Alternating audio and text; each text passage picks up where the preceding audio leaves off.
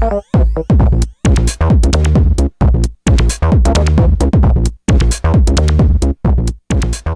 to all you RPS investors. Well, we're here on a very interesting day. Not only last week did we have one of the most amazing weeks in world history in terms of the financial markets, but you know, at the weekend I watched Thabo Mbeki's dress last night as he steps down as the president of South Africa. Uncertainty realms, whether it's in the financial markets globally or locally at home from a political point of view. But you know, with property, one always has to take into account the medium to long term and where we are. Dr. Andrew Golding in August said that we'd reached the point of maximum pessimism. And you know, when you look at it, over the last 2 years, we've had 5% increase in interest rates. People had had enough. Their affordability had been decimated. But you know that interest rates actually held in August. They expected to hold again in October, and they expected to start coming down in December. And you know, all the inflationary data points towards that. You know, there's a new bucket of goods in terms of the way they calculate inflation, which is going to bring inflation down by roughly 2%. Oil prices have gone from $145 to $87 last week. And so what we're expecting is interest rates to come down, for confidence to come back into it. But you know, when one looks at it, when it comes to property, it's the medium to long-term fundamentals that one needs to take into account.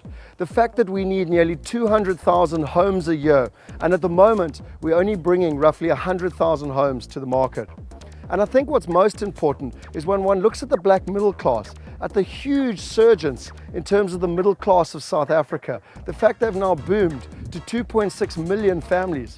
The sector that they need housing in is between the sort of 200,000 to 750, 800,000 rand per house. And you know, this is seen by the banks. This is the emphasis. This is where they're going. And what we're looking at now is those are the sectors that one really needs to concentrate on as an investor, because you're going to have good yields and good long-term growth. That brings me on to the area. You know, we're here in Pinelands. It's one of the most leafy suburban areas in the southern suburbs of Cape Town. Interestingly enough, it was the very first city or town in South Africa that was actually planned from scratch. It was what's known as a garden city. And in 1922, they came up with a concept to create an entire town around a park. Around the park, they would build the civic buildings, and then on the outskirts, they would build the houses and the shops so that it was environmentally friendly, it was clean, it was green, and it was leafy. And that is exactly what Pinelands is. It is certainly one of the greenest, most suburban areas in Cape Town. It is one of the oldest, most traditional areas in Cape Town. It's a very aspirational area to live in. And in fact, many of the doctors that work at establishments like UCT come and live in this area. It's a very family-orientated area with lots of schools and shops. And you know, it's literally on the doorstep of UCT.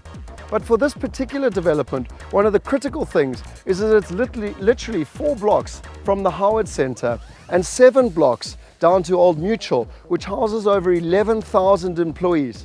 Granted, their head office moved to Johannesburg in 2006, but there's still 11,000 young, high net worth individuals that work at Old Mutual, and they will be the type of people that will be taking up this demand, because there's no well-serviced apartments in this area. There's no affordable accommodation. There's only houses in this leafy suburb. Pineland borders right on the industrial zones of Epping and Indabeni. And then finally, I think one of the most important things of Pinelands is its accessibility. Do you know you've got easy access to the M5 north and south? You've got the N2, which goes straight through to the CBD or the airport. And then you've got schools in Mowbray, Rosebank and Rondebosch. Everything to do with Pinelands is its location and vicinity to the city, yet in one of the oldest suburbs in Cape Town. And that then brings us on to this development here in Pinelands. Do you know what we're looking at is a 120 unit development. It consists of 4 blocks, 3 of them with underground parking. It's actually on an old school, and so it's right in the heart of the suburban area of Pinelands. The prices are from 449,000 through to 799,000. And one of the best things is that it's a 10,000 Rand deposit to secure, and it's only due for completion in February 2010, 3 months short of the Soccer World Cup. Now, you know, in the big picture of what I've explained in terms of affordable housing and the growth of the black middle class, the World Cup isn't going to have a major impact, but it will be a very good feel-good time.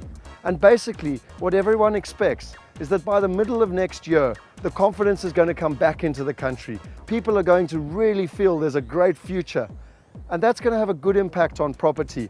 And the point is, with the lead time, you're looking at February in 2010 that you'll be coming to market.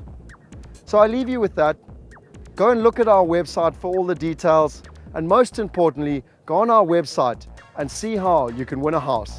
Thank you very much and have a good day.